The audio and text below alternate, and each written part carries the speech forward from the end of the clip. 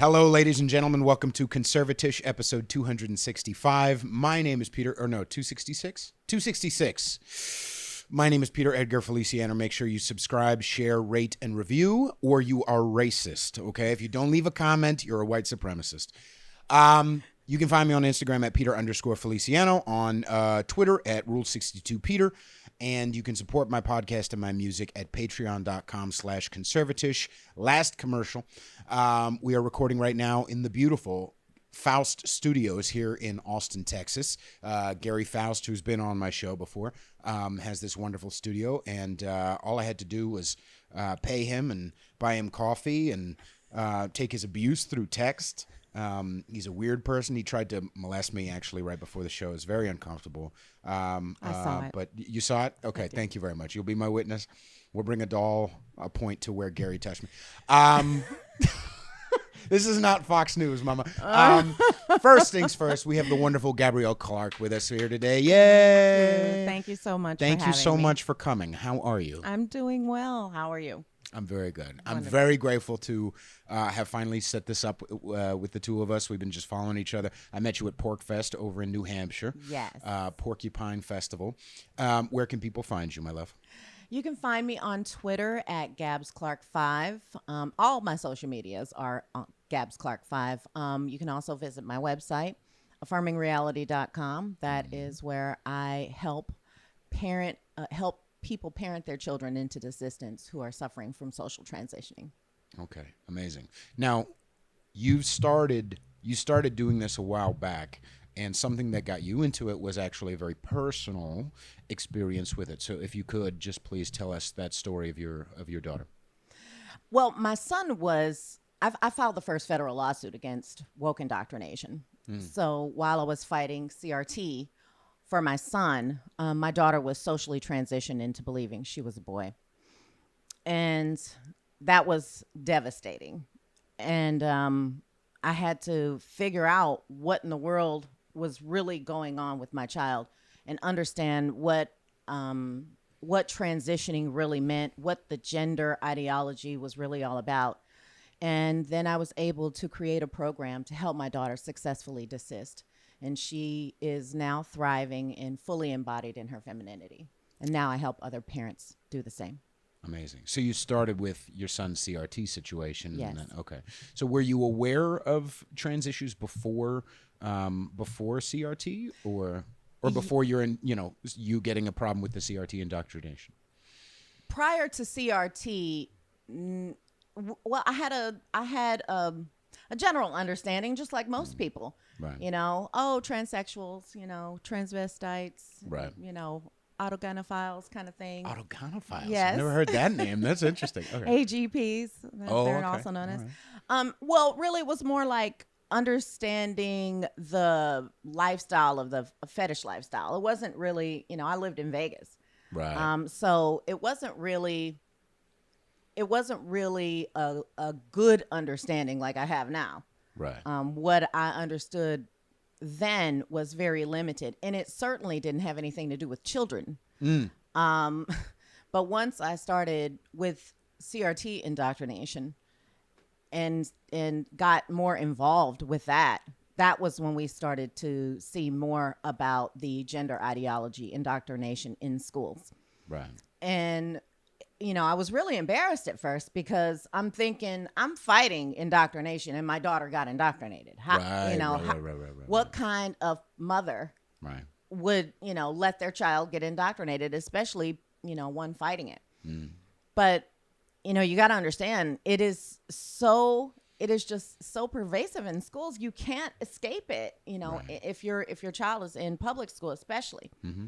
But I've talked to parents who homeschool, Christian homeschoolers, who have been affected by it, because it's even in the praxis, it's even in the curriculums that they buy, it's even in the homeschooling environment, because people who don't want their children to be in school because they want their children to be trans, they also participate in homeschooling activities. Oh, right.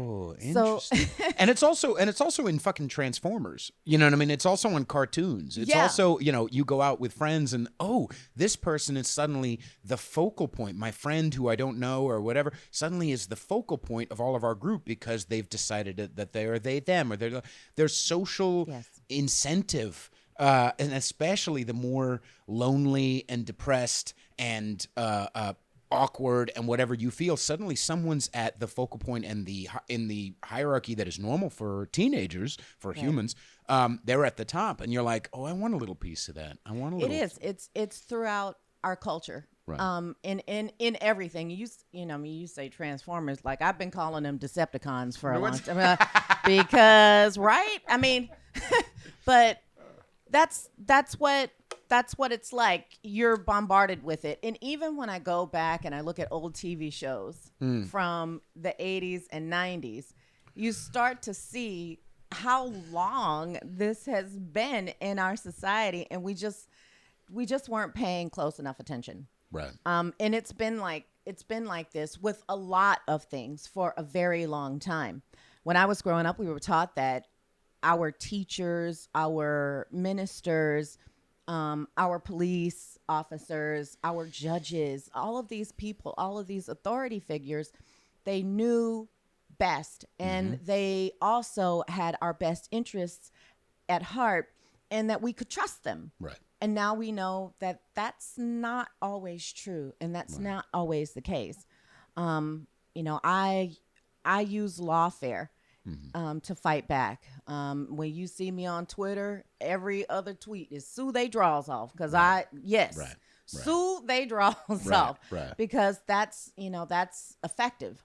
And we, even as conservatives, I am a conservative, even as conservatives, we had been conditioned to believe that lawfare was wrong, that it was something that you did to get money and to profiteer off of something off of a negative experience.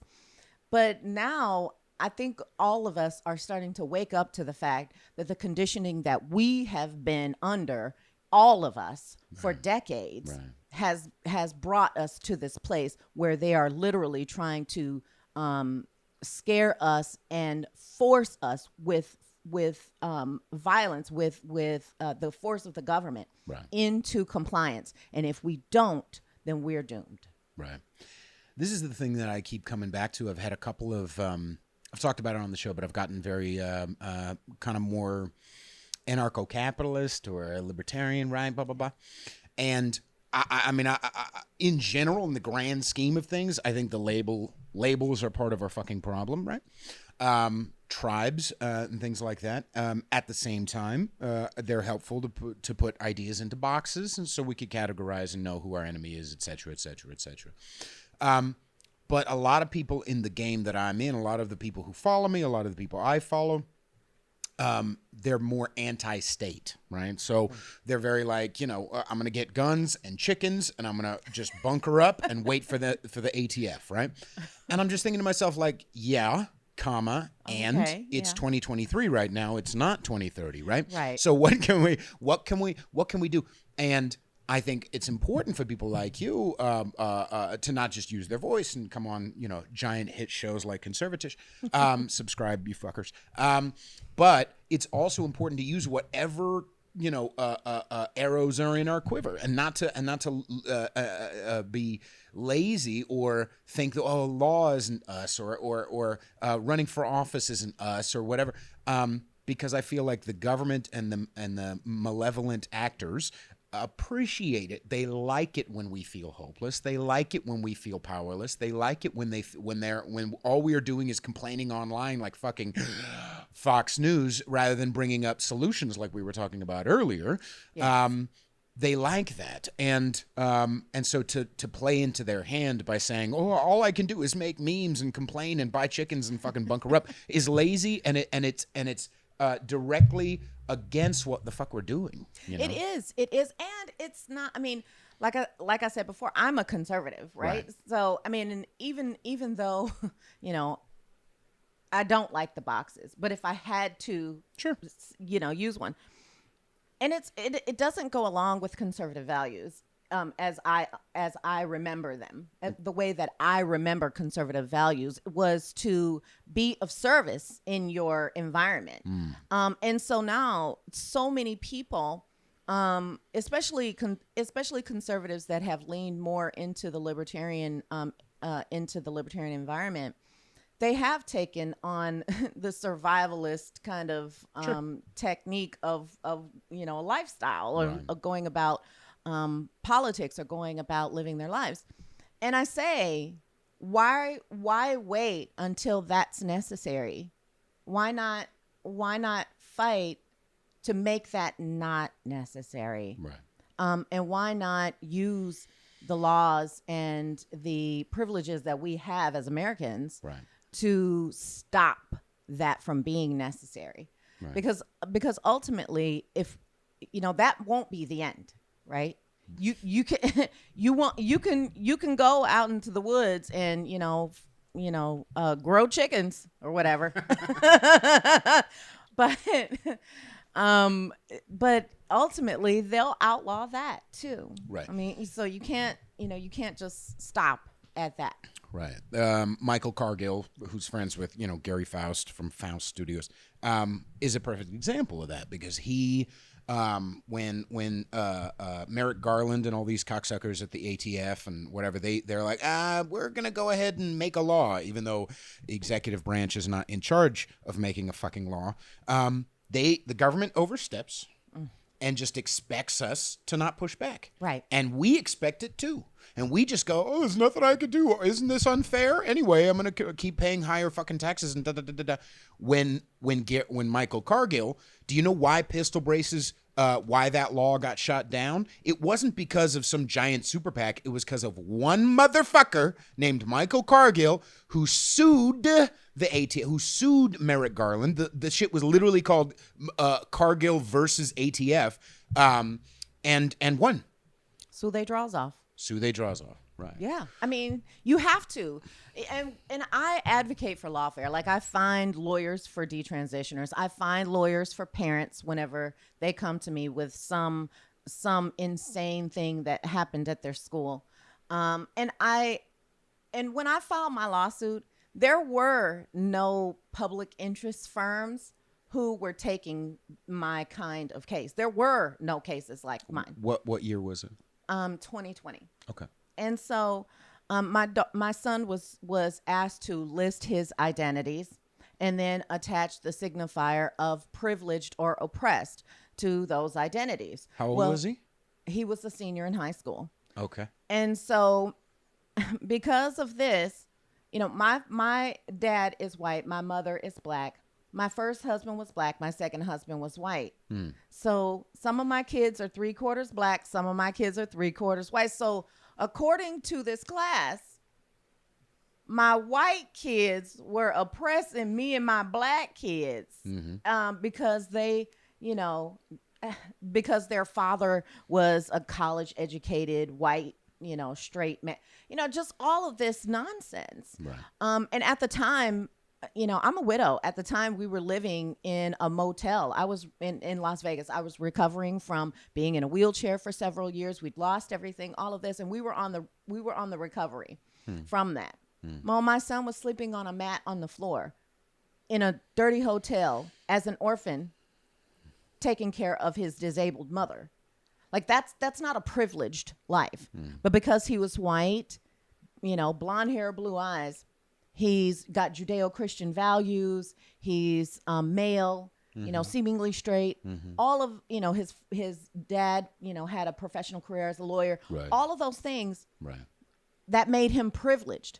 Right. There's nothing privileged about losing your dad at one, Right. taking care of your disabled mother, Right. Sleeping on, a dirty motel room floor on a mat. There's nothing privileged about that life. Right. So whenever it was time for us to fight back, there were a lot of people who told us, just move to another school. Just ignore it. Just do the assignment and get through it. I hate that shit. God, I hate that shit. All you cocksuckers who got fake vax cards, Eat a dick, all right? Pussy ass motherfuckers. Sorry, continue. I mean, that was really what that was the attitude, and that was from conservatives. Yes. That was from conservatives. Just go along. And I just said, no, my son has had enough of getting kicked in the teeth with life. Right. And I said, no, I'm an American. We're Americans. Talked about it with my kids.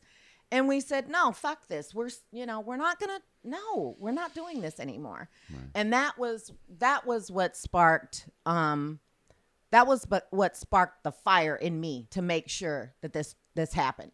Right. And I did everything I could to make sure this happened. When we finally found a lawyer that was crazy enough to take our case, it wasn't free, but now because of what I started, there are public interest firms who will take these cases.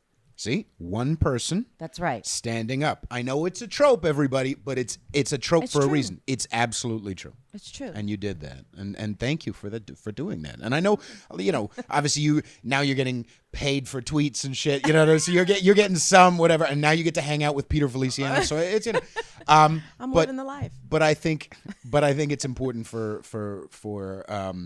to say thank you. I remember when I was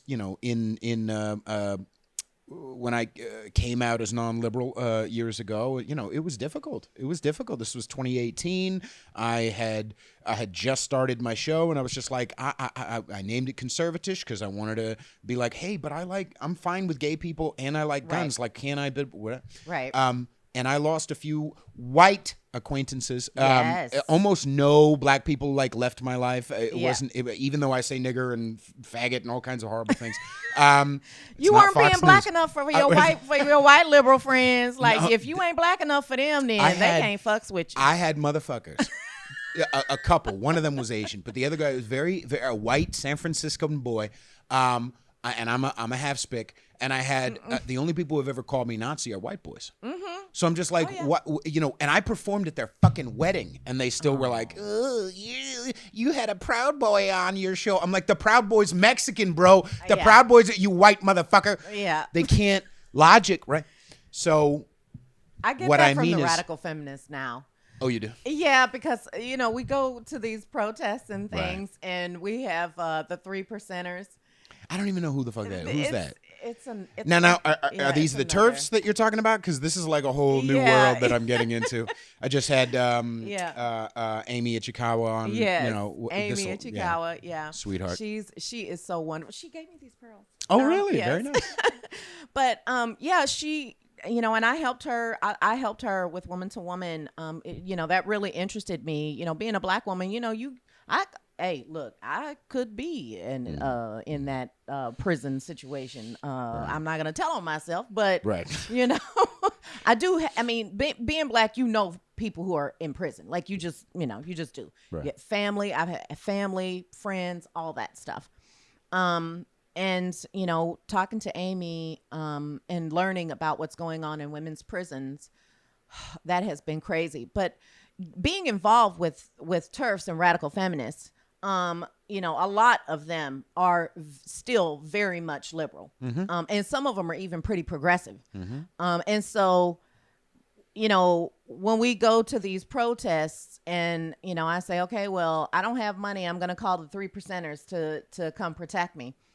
And they lose their minds because it's like, oh, you're going to get white supremacists to protect you? I'm like, you mean the Native American woman who is the president of the Texas chapter of 3%. That's a white supremacist, the Native American woman. Right. Like, come on, man, get over. Well, that's what I even wanted to ask you earlier at the start of the show, but I like keeping it organic. But it was just like, you disagree with the progressive, and it's white supremacy, even if it's about trans stuff, or if it's about you fucking Crane, it's still like, oh, you're supporting white supremacy. I'm like, this is a video I made a few years ago, but I'm like, okay. White liberals, if you're listening to me right now, I'm a Puerto Rican, right? I'm half Puerto Rican. This is a half black woman right here. Which is more probable, just objectively, that both of us hate ourselves, or that you're an out-of-touch white cunt? Which one is it? Which is more probable objectively? I've done a lot of work on myself. I've done a lot of therapy. I've done a lot of spirituality and meditation and blah, blah. I do not hate I hate myself, but I've healed from that. I don't, I have mistakes and blah, blah, blah, but I don't hate myself. Yeah. I just genuinely want to be left alone. Yes. And I find that everything progressive is essentially government power. Essentially is, and don't get me wrong, I've said this before on the show, 30 years ago, I would have been against the motherfuckers who, the Christian conservatives who were bulldozing Ice-T records. I would have the same energy, different symptom, same disease. I see it. But progressives are being used by the oligarchs. Progressives are being used by rich white men, by the way, in fucking Davos. They're the people who are benefiting and profiting off of this idea that white supremacy is everywhere. Right. And, we live in Texas. Right. Okay, so some of us still understand what real oppression and what real racism looks like. I'm 46 years old. I was born and raised in Houston. And I remember when a man got dragged to death in a town not far from Houston. That was about 25 years ago. When that wasn't that long ago. Right. I remember when that happened. Right. Oprah had, some of the people from that town on her show and all of this. It was supposed to be the most racist town in the country or something like that. Right. Washington, D.C.? Hey! Sorry, continue. Now, because of the light shown upon that town, it is now fully integrated. There are more people of color living in that town than there are white. In Texas, collectively, there are more minorities living in Texas than white.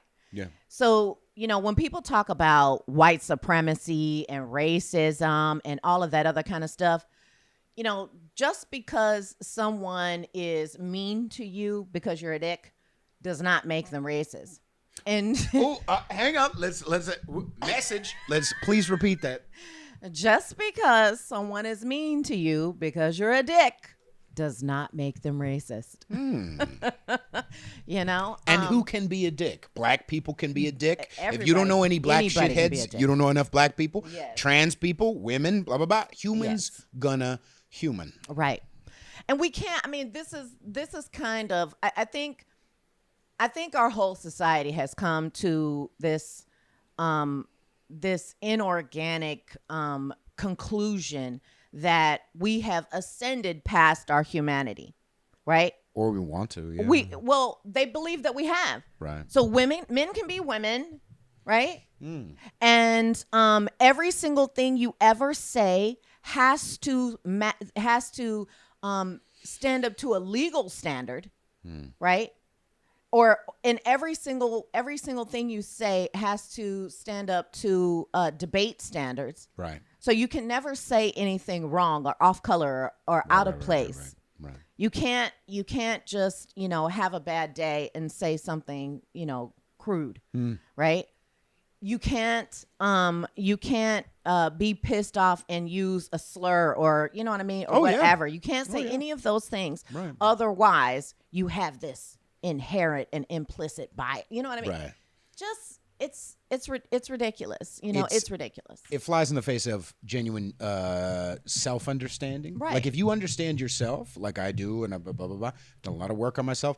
When I see my own humanity, it's easier to see others. Right. And I've said it this way on the show: like if I get into a wreck, or if somebody at a bar, if me and a dude are squaring off because he said some shit and I said shit, am I gonna say, "You dumb poopy head"? Right. No, I'm gonna take out the big guns. That may include faggot, that may include nigger, that may include whatever, because I'm trying to hurt his feelings. Is that mature? No. But it still doesn't make you a racist. No, so, it doesn't make it. Jonah Hill years ago got in trouble for calling a dude who was being a piece of shit, one of those paparazzos or whatever the fuck was being an asshole. He called the guy a faggot. Yeah. Is that because he hates gay people? No, he was trying to hurt the guy's feelings. He was lashing out, justified or otherwise. Taking a step back and being understanding is the sign of maturity. And I think that's Right. part of what we're lacking. And it speaks to what your kids have gone through, and what a lot of kids are going through is being incentivized to not be mature. Is Exactly. I don't need to. I had it cushy, or I had it whatever, or I'm at least being promised cushiness. I'm being promised that the world is going to get nice and cushy and soft, and no one's ever going to disagree with me, and I'm going to get money for free and college for free and this for free, and I'm just going to get to sit in the park and paint. It's again the carrot of Marxism and how that usually kills millions of people. Yes, I mean, and there are other things too, like the oppression privilege hierarchy has created non-functioning people. We have. And that goes along with losing our humanity.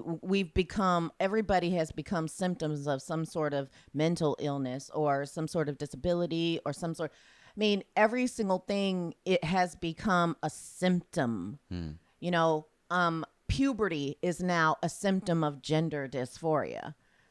Just good old fashioned, I got hair on my armpits. Right. What the hell? Maybe I'm a boy. You know what I mean? That kind of thing. It all ties in together to dumb us all down and make us black pill us all. And it doesn't matter what side you're on either. It can be that way on either side. Right. And anywhere in between.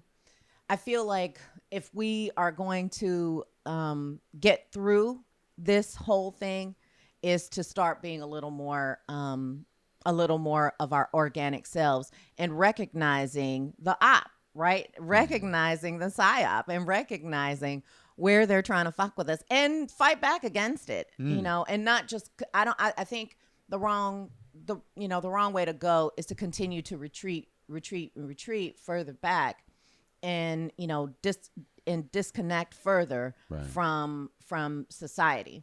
Well, a bully at school, micro is macro, right?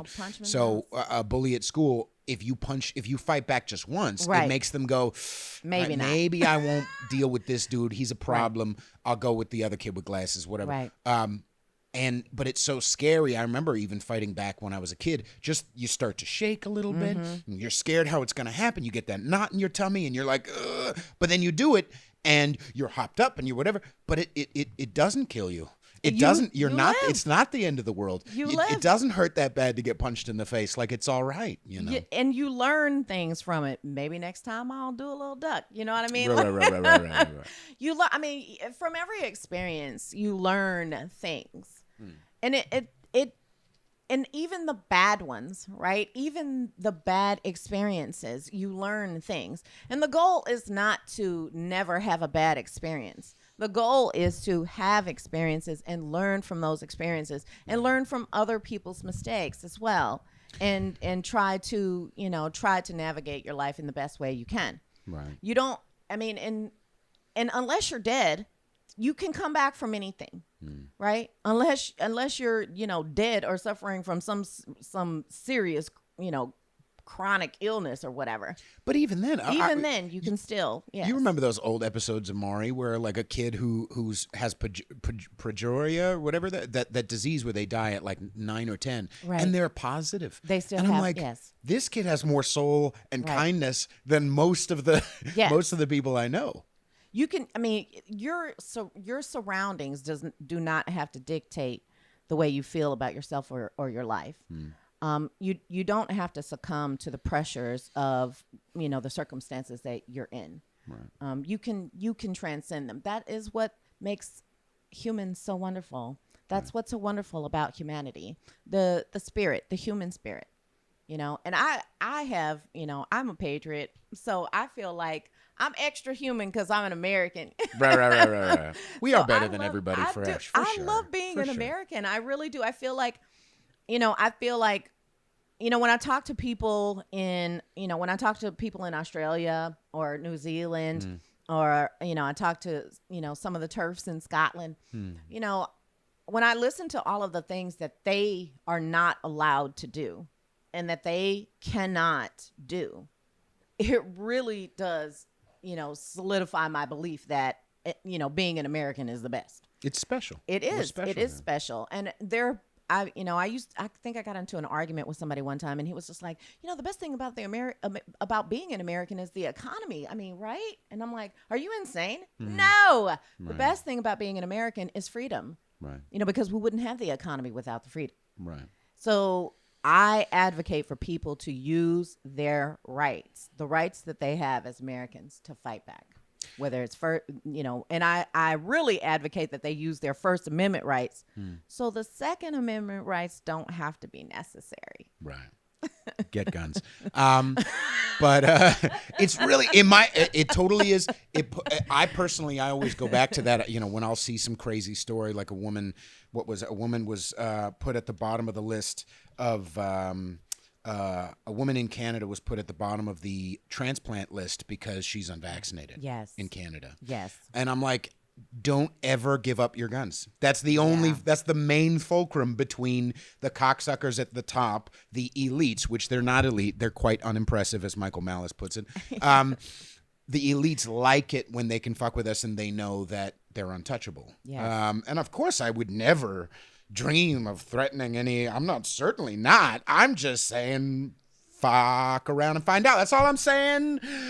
In America, we have guns. And in Australia, where they're getting kicked in the dick, they don't have guns. In China, where they're getting kicked in the dick, they don't have guns. In Canada, where they're getting kicked in the dick, they don't have guns. Over and over and over. In England, you can go to jail for a racist fucking tweet. Yeah. Incredible shit, right? It is unbelievable. I mean, and, being Texan, there again, that gives me another point of pride, because this is the fuck around and find out state. Yeah, baby. Like, I could go to the Capitol and I ain't got to worry about it, because everybody's got a sidearm. I think if I had to exist anywhere else around the world, I don't know that I could, because, I would be that revolutionary that got assassinated. You know what I mean? Because I don't know that I could hamper my my passion for speaking out. Right. And the two-way definitely does make that gives me that ability. Right. Because my government is not, they're not exactly ready for that. They ain't exactly ready for that two-way people. Can we explore that a little bit? Because also in the AntiState game, and a lot of the people here, they're like, oh, what's that old thing? That they're gonna come after us and blah blah blah. Okay, first things first. There's only, I looked it up a few months ago, there's only 589,000 politicians in the country. Okay, and that includes only 550, something like that, 550 federal. Right? That's it. It's just the senators, House of Representatives, it's just those motherfuckers, and then a bunch of local people. Now, of course, they have the jackboot cocksuckers. Absolutely. Right. We all see them. We've all watched videos. We've all had experiences where you were going 2 miles, past. I was in New Hampshire, actually, driving south. I was going like 10, 15 miles per hour over. It was a giant highway. Leave me alone. They give me a $261 motherfucking dollar ticket, right? And I'm just thinking to myself, ooh, fucking cocksuckers, right? But anyway, I paid it because I've not paid it in the past, and then the late fees, because whatever. Yeah, and it turns into $1,200. Turns into $1,200. But so we all have experience with that, right? But I also know cops.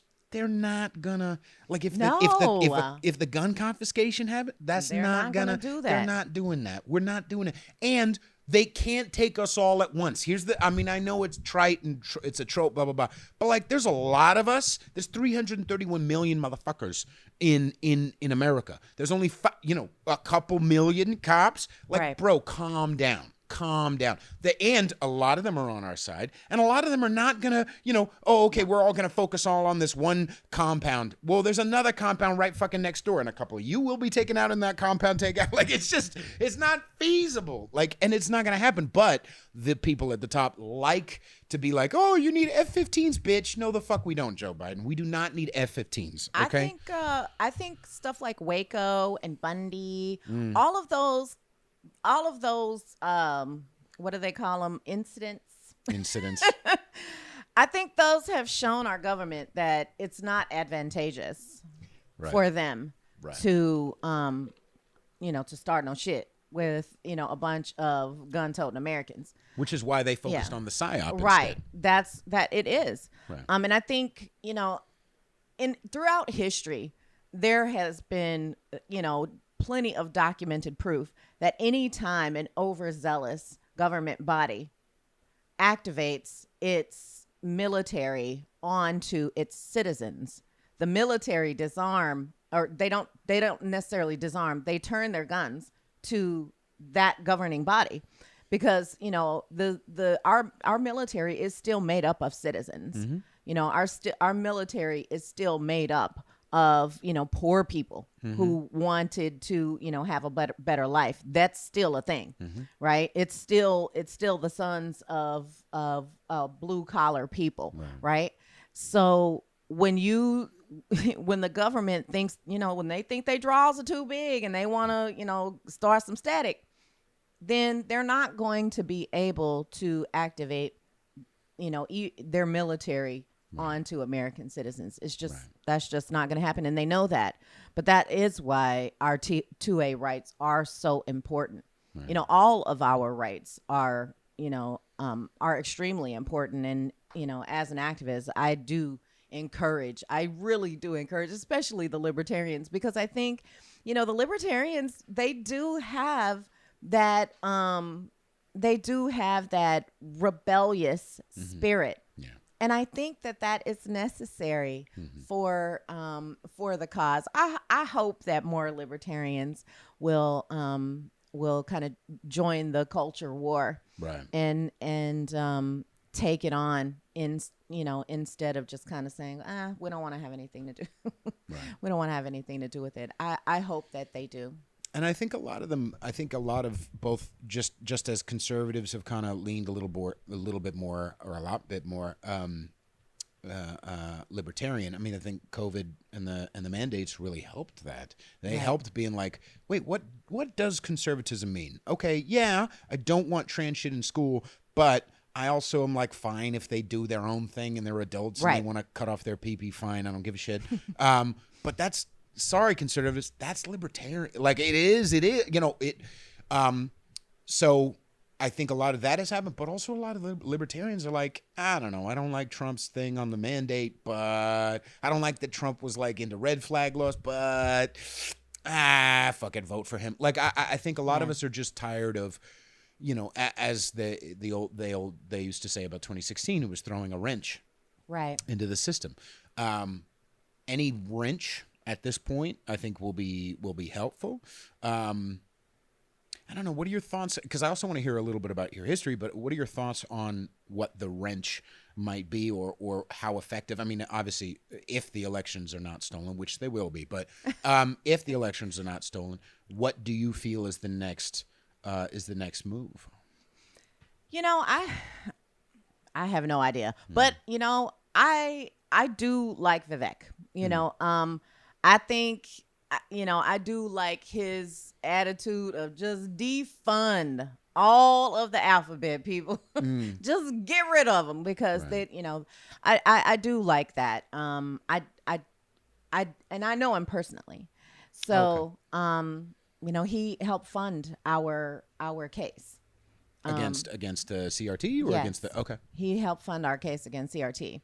So, I do like, a lot of the things that he's saying, but there is a part of me that just is so angry at the way that they're using lawfare against Trump, that just makes me like, fuck it, I'm voting for that nigga. Yeah. You know what I mean? Like, fuck y'all. There's white liberals, if you're confused right now, why would black people support? You don't know enough black people, dum-dum. Anyway, continue, baby. Well, it's true, right? And then I've heard that from a lot of black folks, because they're like, fuck the popo. We vote for Trump because and if you talk to black people who have been rebellious against the government, you'll know that they have had the IRS activated against them. They have had the FBI activated against them. I don't know if you know this, but fuck around and find out that's a black saying. That didn't come from white folk. That came from black. Fuck around and find out. That is some stuff we've been saying for a long time. Right. So, there's all kinds of other areas. I tell people who are worried about their child being taken away through CPS or something like that because of gender ideology, because they don't affirm their child. I tell them, hey, this is not new. They've been doing it for decades. If you ask any black father who didn't pay child support what that was like, going to jail, all of those things, they've tested this for a long time. So, when you talking to black folks and they talk about rebelling against the government, they have all kinds of receipts to show you about this. Right. The Tea Party was not the first to experience this. No. Right. And so, throwing a wrench in it, I absolutely believe that that's really the only way that we're going to be able to get some sort of semblance of sanity to our country, because we're on the verge of a civil war. We're on the verge of that because of how crazy they've divided us. Right. I even see it in my Twitter, every day. It's like, multitudes of people will be so grateful for all of the things that I'm doing. And then somebody on my own side will criticize. And you're just like, that's an op. That's an op. Really? Yes. Because there's just, they can't afford for us to unite in any way. So every time it looks like there is too much unity, then they try to throw a wrench in our shit. Right. So we need to throw a wrench right back in their shit. Absolutely. And a lot of it too is people who, and the same thing goes on right and left. It's obviously sicker. I always go to that saying, like, libertarians are like,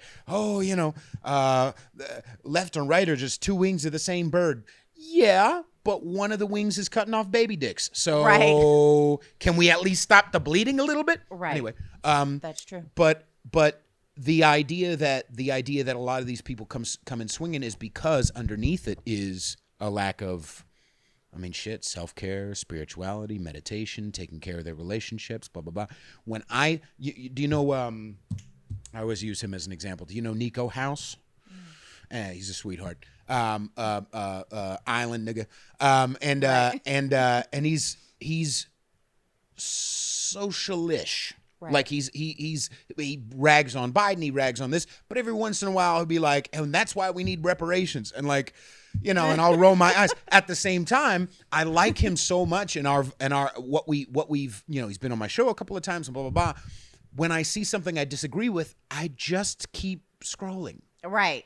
Because the stuff that we do see eye to eye on, and the value that we get from our friendship is more important than quibbling over a couple of little bullshit. Right. So that's why it's like, whether it be a TERF who's like, and that's why we fucking, we need to vote for Biden. Another example is Teresa Bukovic, who's she runs Pro-Life San Francisco. And Pro-Life San Francisco, obviously in San Fran fucking Cisco, right. Someone being pro-life is insane. But she's also an atheist and a Democrat. Right. She still reps Democrat and believes that all that shit, but is also pro-life. But I've had her on my show and we agree on so much. I don't need to quibble. I don't need to squabble. I'm like, oh, actually, if I'm doing that's a sign of my lack of spiritual health. Yeah. You know what I mean? I'm an atheist, I'm an atheist. Oh, really? Yes, nice. I'm an atheist, but I do recognize that there is a spiritual warfare. They're trying to break us. Like, I do recognize that. I do see that there is, this attack on our souls, if there is one. Right. You know what I mean? I can, like, and this has come from other atheists as well. Lots of other atheists have come to the realization that, you know what, I don't believe in necessarily in a higher being, but I can see that this is trying to tear away at, our insides, and a lot of atheists I know automatically they understand that their definition of spirit means different, like, because when you look at your son, you know that he's more than just flesh and more than just thoughts. There's something else, whether it be just an evolutionary element that is just their body or their mind, or there's some spirit can mean a lot of different things for a lot of people. And the government and the oligarchs and the cocksuckers and Davos, who are always unfuckable. We never talk about that. Can you imagine? Oh, I just see Klaus Schwab in that outfit on the beach, and I can't with that. Like, Klaus Schwab is a tiny little pecker. Oh. Let's be fucking real. Bill Gates, pudgy little cocksucker, tiny dick. Weird six of a wife. Why do these motherfuckers always have like a six for a wife and then get, little Asian prostitutes who disappear in the middle of the night? I don't. Sorry. You're on Conservatish right now. This is the way I rock. Every time, I think because they're all weird. Like, they're all weird. They are. Yeah. It's like when they got money, they got invited into this weird club, it's and now Revenge they're all of the weird. Nerds. Yes, it is. It's so bizarre. Yeah. I can't with them. They're Anyway, I like just taking the shots anywhere I can, because I think in the culture war, too often the conservatives or I make it a big tent and call it non-liberals or non-leftists. We don't create enough culture. I think we're doing a better job at it. Maj is doing that. Fucking Hotep Jesus, or Peter Feliciano. I'm making music. Subscribe. What we're doing in creating the culture is making it. I know. I heard you fucking sing right before that. I might have him clip that in. By the way, I might have Gary Faust clip it. Clip that in. Was that recording? I think we were. I think he was recording. Oh, We're gonna do it. Yeah, because that was mic check, right? Yeah. Oh, But what was I saying? Oh, we're doing a better culture. We're doing a better job. But part of the element is to not be a button-down Ben Shapiro. Part of the element of us moving forward is not to be like, actually, and God bless Ben, whatever. But I'm just saying, I need to hear fuck sometimes. I need to talk about sex sometimes. I need this needs to be a big tent, because we need everybody in this game, in this fight. And I can't afford to, again, with the squabbling about little shit, you know what I mean? There's going to be people, Blair White or whatever, people who I think non-liberals, especially conservatives, can be real fucking myopic when it comes to this game, because they well, for a lot of reasons, but one of them is just they don't have a place to like let it out. Right. And so they go online and they follow me, and then all of a sudden I'll make a meme, or do a podcast with Mike Harlow, that, skinny little gay kid, my best friend. And they're like, actually, you're all going to hell. And I'm just like, bro, would you just fucking stop? A gay person is not the LGBT agenda. We all agree that there's an agenda. We all are fighting it. This motherfucker is also fighting it. Right. Anyway. I mean, and that's true. That's true in lots of different areas. Yeah. I mean, I was just tweeting about this the other day. I think Adam Coleman had a tweet with, and I can't remember who his guest was. I love him on his so show. much. I do love him. Have you ever met him? No, He's a I sweetheart. have not yet. Let me know. I'll connect you guys. Okay. So I'm gonna send him something. I'm gonna send him some something I wrote for Wrong Speak. For Wrong Speak. Yeah. I'm working my way up to it, because it's gonna open a big giant can of worms, and he asked me to do it. I can't limit it to 2 pages. Are you out of your fucking mind? You've heard me talk on here. Like, I can't limit it to 2 pages. I do it. I send stuff. I mean, I've been writing. I'm trying to write a book too. Awesome. So, but I know it's gonna open up a can of worms. I can't wait. But he was talking, I believe, with a cartoonist about conservatives not investing in art, and in culture, and we're at the mercy of the entertainment industry and they control everything because we won't create anything. We value art. We don't value artistry, right? So we won't invest in startups for music or art in any form. But it's the same in other areas too. Like, the machine has all of this money that they throw into all of this crap, and we're supposed to do things out of the goodness of our hearts. While calling ourselves capitalists, right? Do you know how many times I've had conservatives saying, "You're just a grifter. If you were really all about it, then you would do it for free." And I'm like, honey, I can't pay for gas, right? with patriotism, because they don't take that. They don't take that. I've tried. I'm gonna put likes in my gas tank. You fucking cocksucker.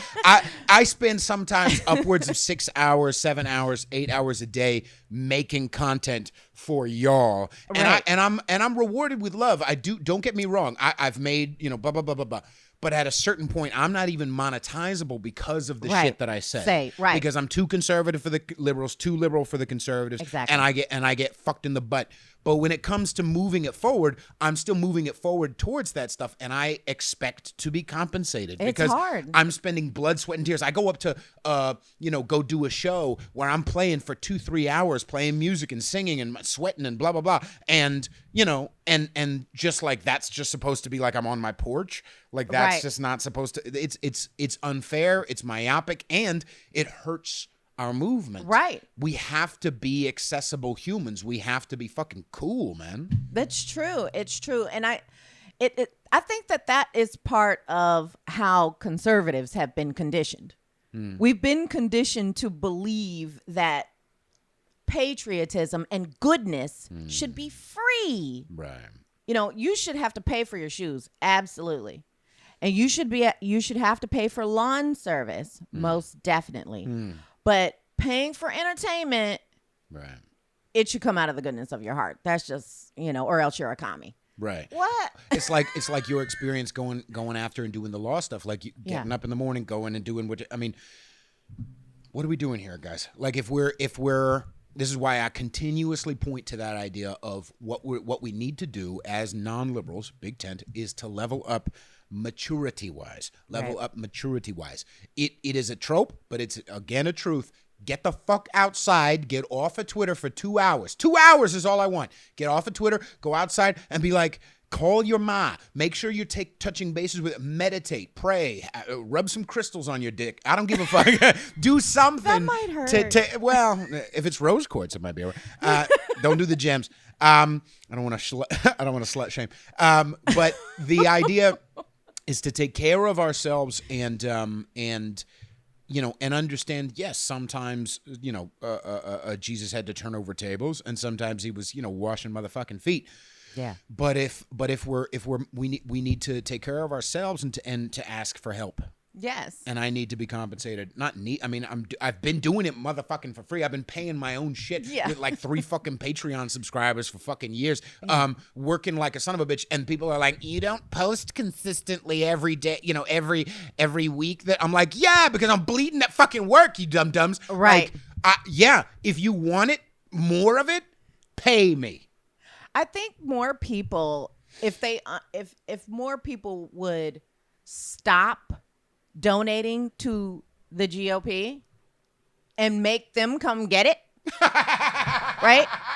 I'm not giving you fucking nothing else. I'm not giving you nothing. Let me tell you something. Seriously, like when I first got involved with politics, politicians were having, meetings in parks.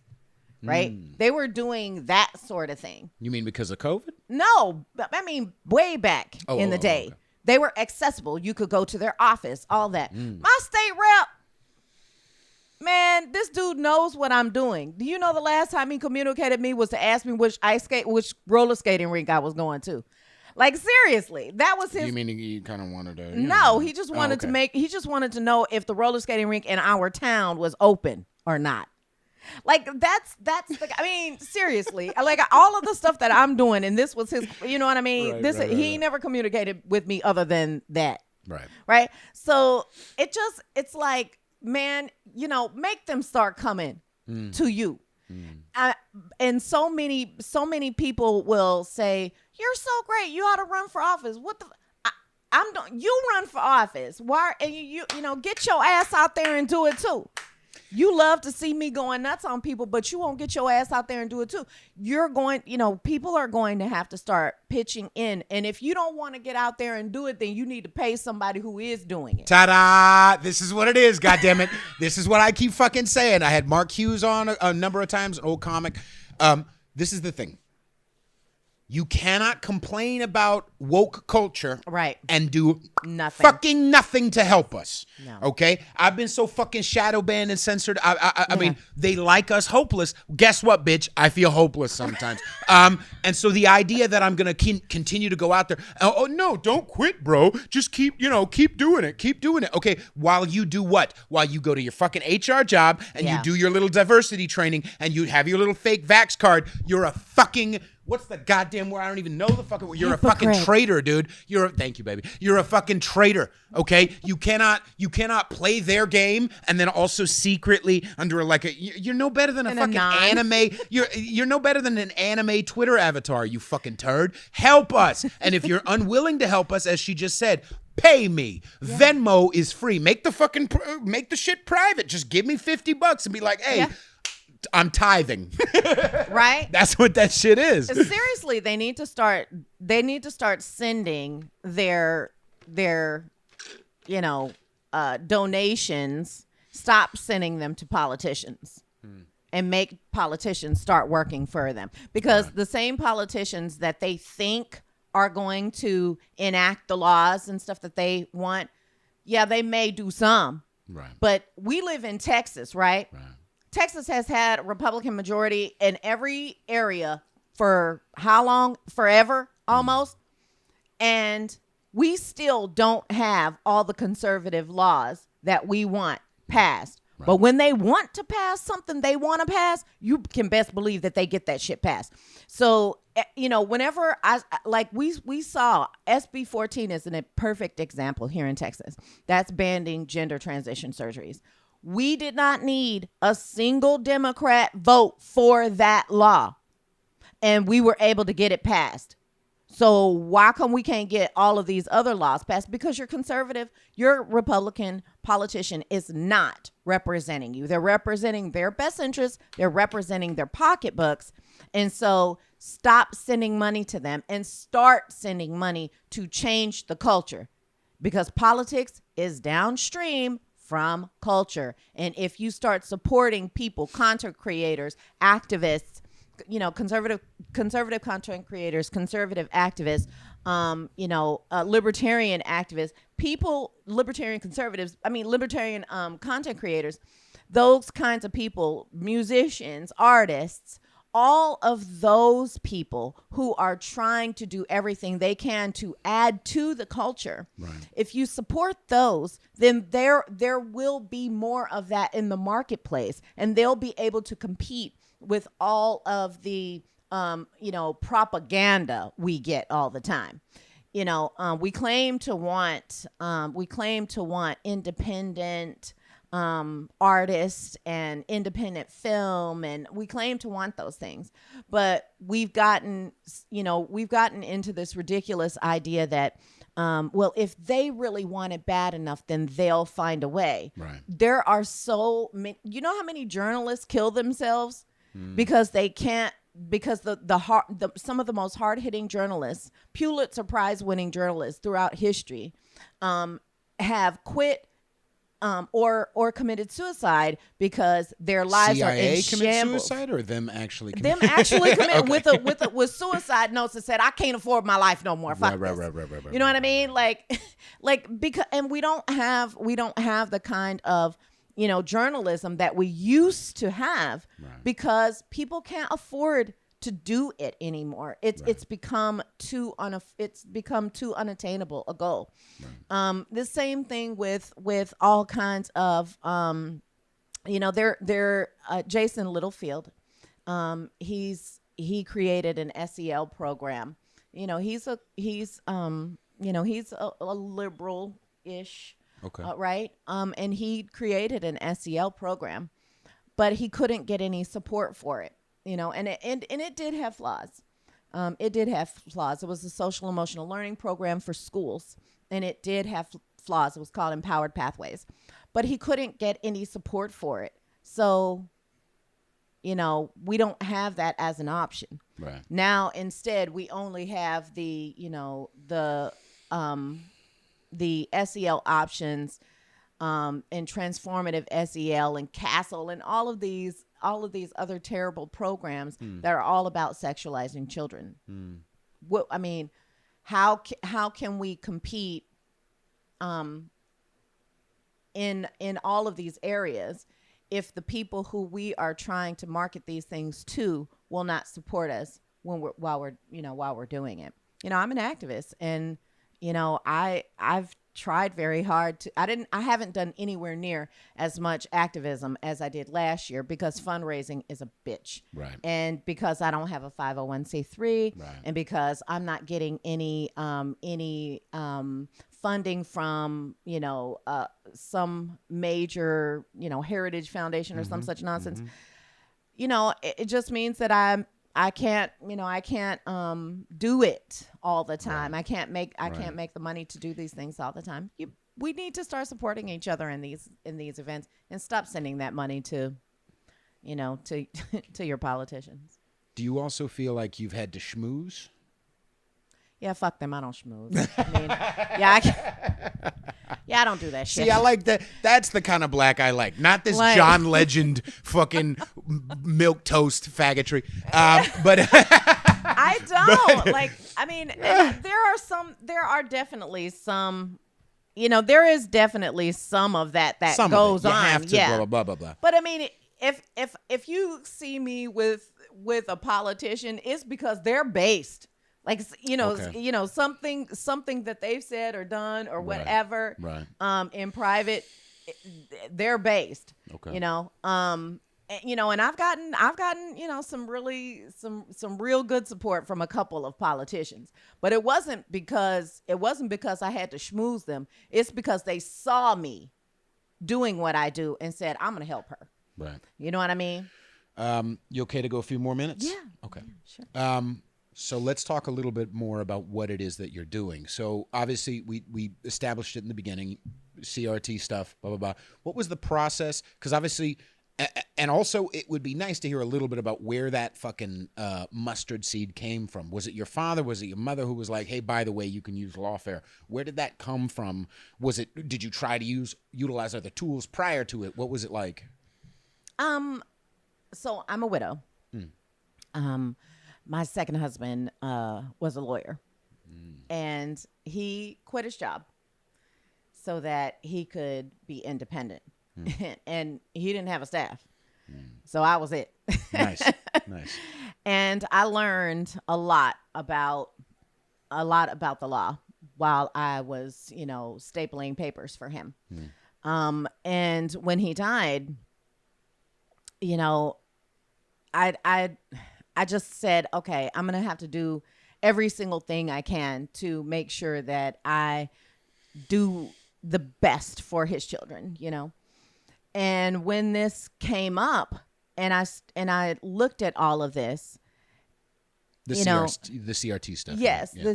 This stuff. When I looked at all of this, it started with my daughter. Like it was right after the lockdowns.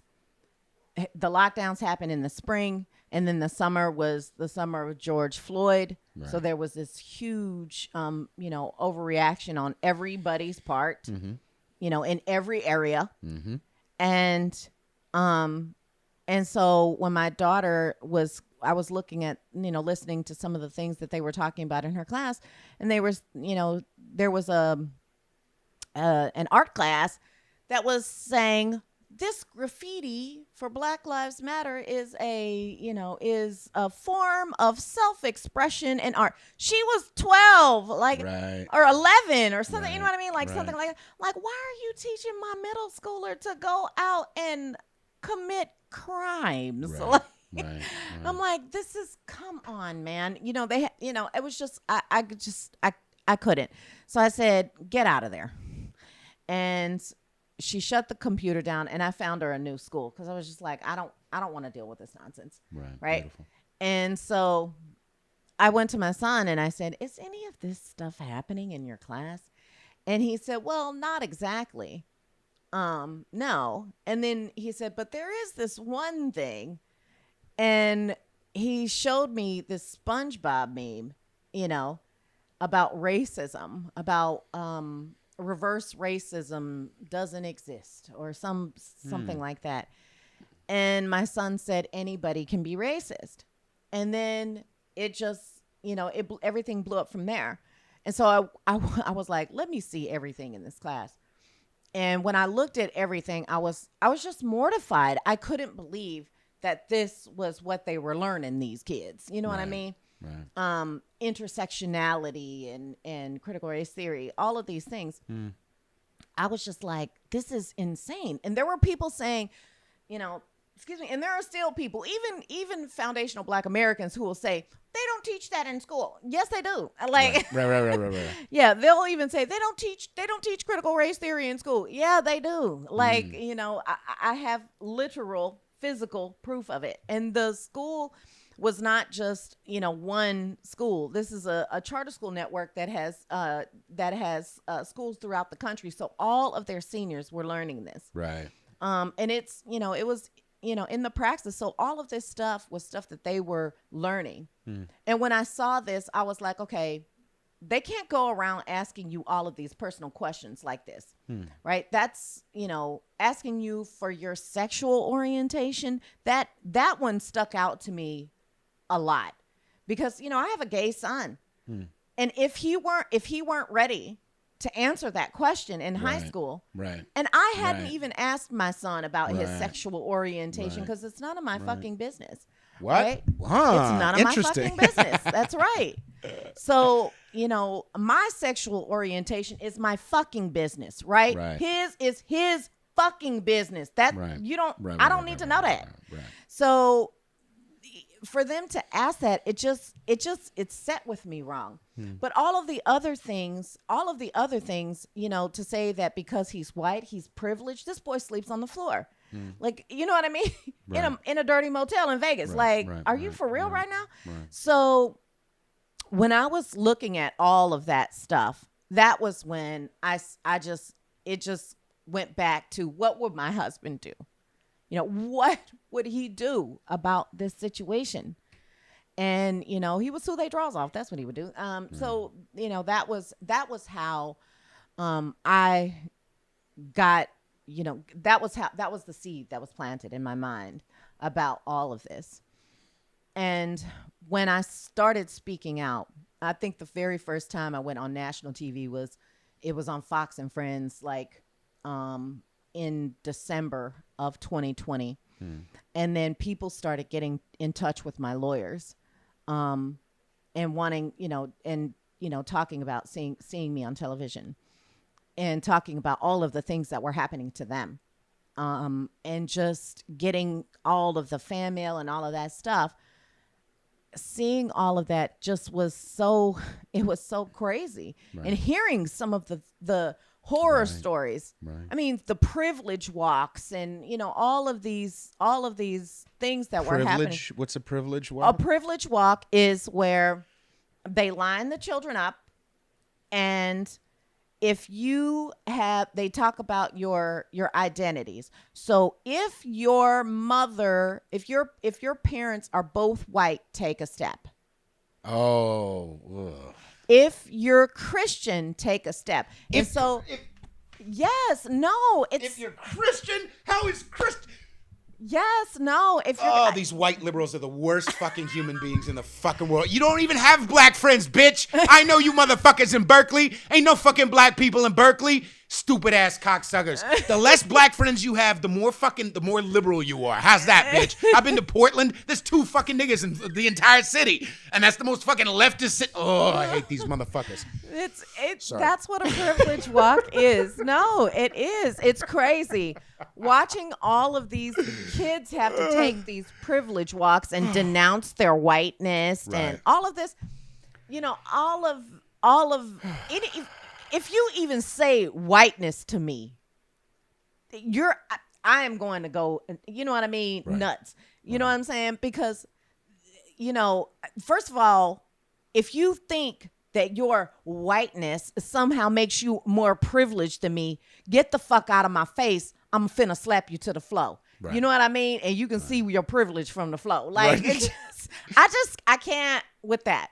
Right. So there's no white person that's more superior to me. Right. That's just not a thing. And for people who believe that, then you need to go sit down with somebody about that. You know, you need to check your own insecurities about that. Yes. Right. And white guilt. Yeah. They hit white people with the white guilt so hard that it made them go, okay, here Democrats who don't really even believe the things that they're saying. They're just politicians who like power and money. Right. Here's a blank check for anything. Right. I'll vote Democrat no matter what. Right.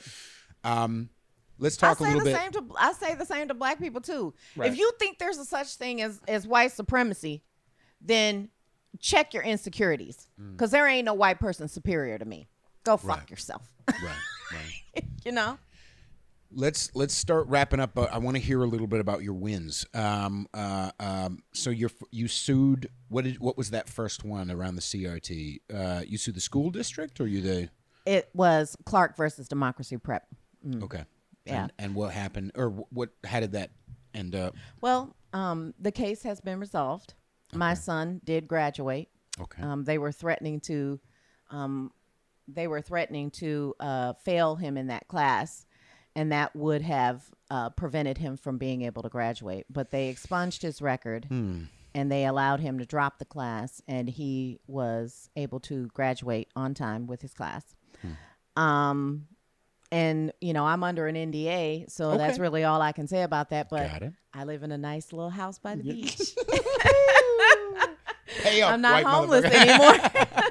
Right. Yeah. So, I mean, that was resolved. And, you know, as far as with affirming reality, you know, that's what I'm doing now, because after that was done, I spent all of my time focused on gender ideology. And that comes in the form of activism, and it comes in the form of finding lawyers for detransitioners, being a support system for them. But it also comes in the form of, you know, actual coaching for parents, because there are so many people who really did not know what to do, and they still are having a hard time even after all of this has gone on. They don't know how to parent a child that is captured by a cult, because that's what we're really looking at here.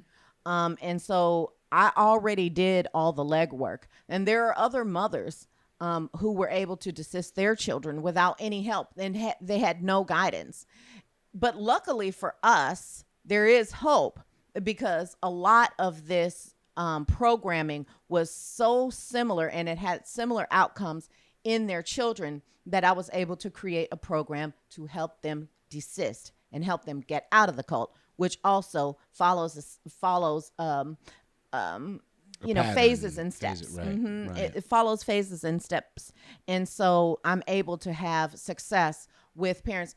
I coached one woman. She was so badass. I coached one woman. I had one session with her, and she watched a webinar, and she was able to help her daughter desist in 1 month. It took me 6 months. Wow. So, you know, people are using this method to bring their children out of social transition without my help. But there are some that really just they just can't see the way. And so they come to me, and I help them by coaching them on what to do with their children. How do you even, I mean, one of the things I've known from my own past experience being a child, and whatever, is that kids need to know that there's structure. They feel safe in that, depending on the age and depending on a lot of different things. But where along the line, I mean, you have to be willing as a parent, and I'm not one, but from all the women I've had on my show, especially, and men I've had on my show, fathers, you have to be willing to have really uncomfortable conversations. You have to be willing to be unpopular with your child. You have to be willing to have fights, to have long talks, to be like, no, this is where this ends, essentially, with love, but you have to be willing to set boundaries. What was that? Was that uncomfortable for you in the beginning with that? Were you already practiced with it? Well, I mean, so I would say with in a normal situation, then yes, that's the way you handle it, right? Okay. But when your kid is captured by a cult, you have to deprogram that, right? So the very first thing that was absolutely necessary was to get my daughter out of the addicted mind, because she was addicted to her devices. And, all of us are addicted to our devices. Absolutely. So being in Las Vegas and seeing gamblers, it really did remind me of a poker addiction, the way she would behave. And when I recognized that, I said, okay, we're going to get her off of this drug, of this social media drug. We're going to get her off of this thing, because they can't hear you otherwise. Right. And so when you get your kid out of that addicted mind, then you can really start to do the real work. Right. And that is a very hard period. There's kicking and screaming, there's rebellion, there's whatever, they're sneaking around, probably trying to, It is a tumultuous, because I mean, they really do act like they have addiction response. Yeah, they're detoxing. Right. They have addictive responses. And with my daughter, like, I let her eat all the candy and Coke and soda and junk while she was doing it, because she really was detoxing. Like, it was affecting her sleep. It was just everything. Right. And so once we got through that, we were able to really do a lot of the work. But I had to find out what it was that was wrong with her, because there was something that made her susceptible to this. There was something that made her an easy target for this. So I had to find out all of those things. So that meant that I had to snoop. Yeah. And it meant that I had to really listen to her and not respond. So some of the stuff I found just left me in puddles of tears at the end of every day, because it was hard to see there were 5,000 autogynephiles, men dressed up as women, in my daughter's DMs. Like, it was crazy. And I had always prided myself on being a mother. We had the computer and, facing, the door where I could see everything, all of this stuff. She did not have a cell phone, just all of this stuff. I thought I was doing the right thing as a parent, but I did not know that when she went to the library, or when she went, all of these other places, she was able to access stuff that I did not know was going on. Right. So, seeing all of those things, and there wasn't anything like, if there were anything bad enough, I would have taken it to the police, but there wasn't. But, it was inappropriate for sure. Right. And so, seeing all of that, but not reacting, and gathering all of this information from my daughter to try to understand what it was exactly that was bringing her to this place. And once I realized what that was when I said, okay, I'm going to form a better bond with my daughter, so that she can hear me. So once I found out all of this information, I would gradually, talk about it while we were having some sort of bonding activity. right? So we would, and it was deprogramming some of the negativity that she had got from the trans cult, telling her that she was ugly, telling her that she was a boy, telling her, you know what I mean? All of these things. Yeah. And or telling her that because she could, put together a dishwasher, that made her a boy, Right. No. So I would, create these environments for us to have real conversations. Right. And then, ultimately there is a confrontation, and you have to, you're setting boundaries and all these other things in the interim, but you're doing it in a covert kind of way so that, Right. so as to not to upset the children more than they need to, because the idea is not to traumatize the children. Right. And some people will say, why didn't you just show her those pictures of the botched surgeries and the mutilation? Because the whole point is to keep your child as innocent as possible. I don't want to traumatize my child by trying not to traumatize my child, And it's the similar type of thing where it's just like, you have to, what this sounds like was everyday investment. Yes. And time. Yes. And energy. And tears and pain. That's right. And loss and shame and guilt and what did I do wrong and maybe if he and blah blah blah blah blah blah blah blah. But you dug in. Yes. And that takes what? That takes fucking a lack of laziness, ladies and gentlemen. That takes maturity. And so again, it circles back to that idea we were talking about earlier, where we have to level up micro and macro, to be willing to do the heavy lifting, to not just be like, okay, quick vote, all done, or quick meme share, or quick show them the fucking bot surgery, quick, all done. No. You have to be willing to have uncomfortable conversations. If you're not willing to have uncomfortable conversations, you're not going to make it. Like as a parent or as a this or as a that, you have to be willing to like dig in, trust your gut, hone the voice and listening to that gut, and that's the way we move forward. That's true. That's true. And I have been able to show so many parents how to do this, and it has.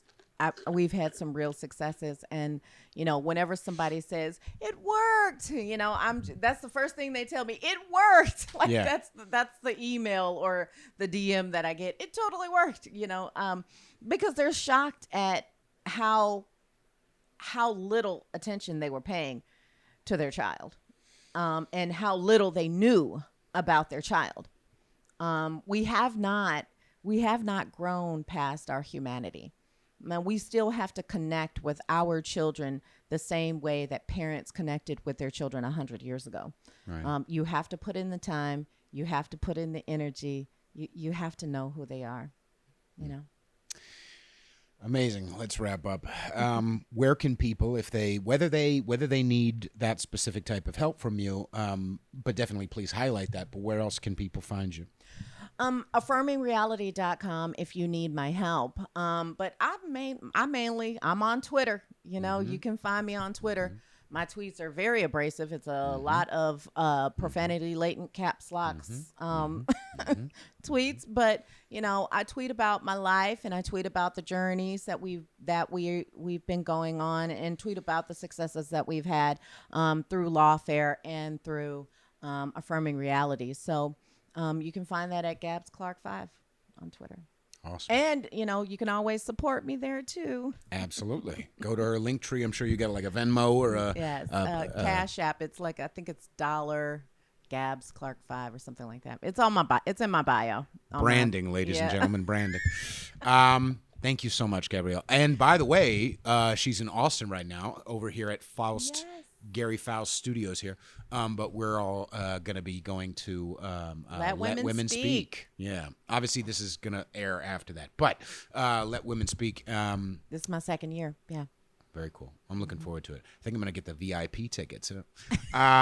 Wherever you're listening, make sure you subscribe, share, rate, and review. Otherwise, you're going to hell. And I love you all very, very much. Find me on Instagram at Peter_Feliciano and on Twitter at Rule62Peter. Goodbye, everybody. Bye. Bye. Thanks again, by the way. Thank you for having me. Mwah. It was lovely.